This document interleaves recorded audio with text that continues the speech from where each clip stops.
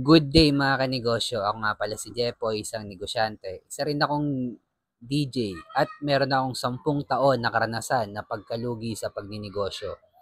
Hindi ako vlogger, hindi ako influencer, isa po akong content creator mga kanegosyo. At ang topic natin ngayon, tungkol kung paano mo ipapa-level 2 yung negosyo mong nakapokus in one. Example ko lang po yan, Belgian Waffle. Hindi po to paid ads, wala po akong pinopromote na brand dito. Sample ko lang po yan. At lagi kong sinasabi, ang ipa-franchise mo yung negosyo mo, huwag kang magpa-franchise.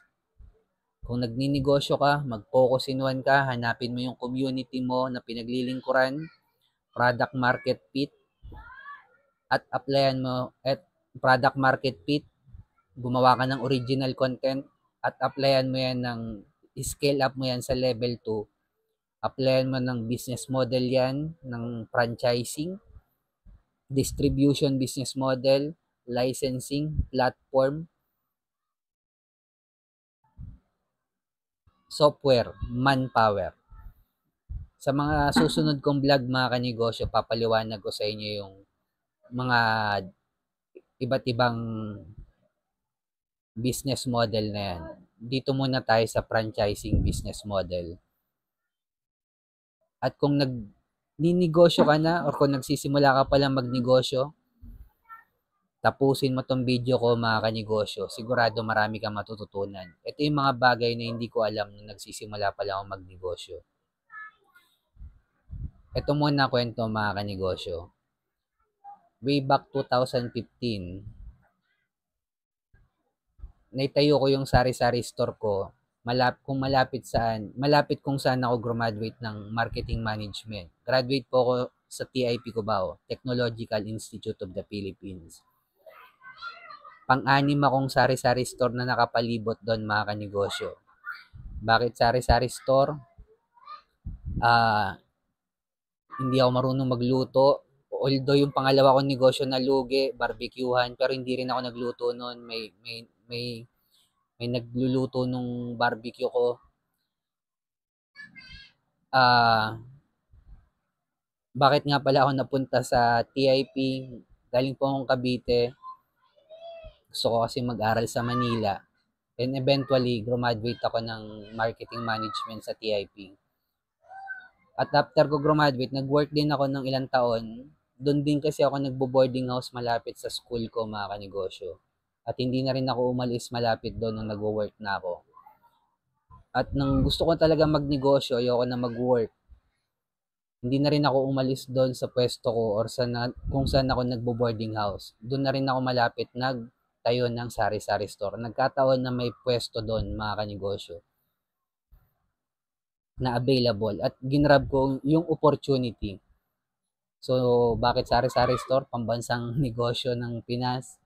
Hindi ko pa alam yung focus in one, hindi ko pa alam yung market ng mayaman, hindi ko pa alam na kailangan scale up sa level 2 yan.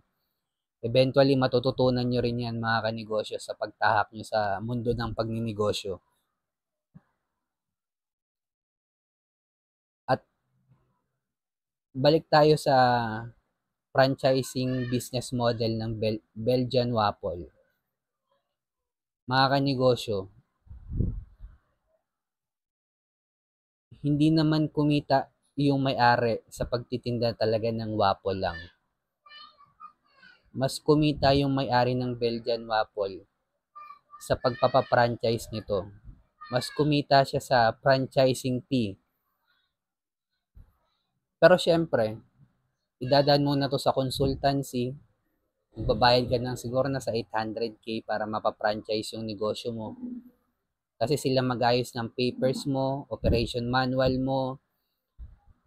Sila din magsasabi na mag-focus in one ka lang din. Kaya lagi kong sinasabi mag-focus in one kayo kasi may level 2 pa. May level 2 pa po mga kanegosyo. At eventually mga kanegosyo, yung may-ari ng Belgian Waffle, kumita siya sa franchising fee, hindi sa pagbebenta ng Belgian Waffle. Again, kung nagsisimula ka palang magnegosyo, Mag-focus in one ka, gumawa ka ng original content, hanapin mo yung community mo na paglilingkuran, na mayaman, na may pera. At i-scale up mo yan sa level 2 mga kanegosyo. Dahil sa level 2 ang tunay na kitaan. Pero hindi lang franchising business model yan. Yung ibang business model ituturo ko sa susunod na mga video ko mga kanegosyo. At bilang negosyante, kung dumadaan tayo ng pagsubok or struggle sa pagninegosyo, huwag natin kalimutan mag-pray kahit anong religion natin. Ingat tayong lahat mga kanegosyo. Peace.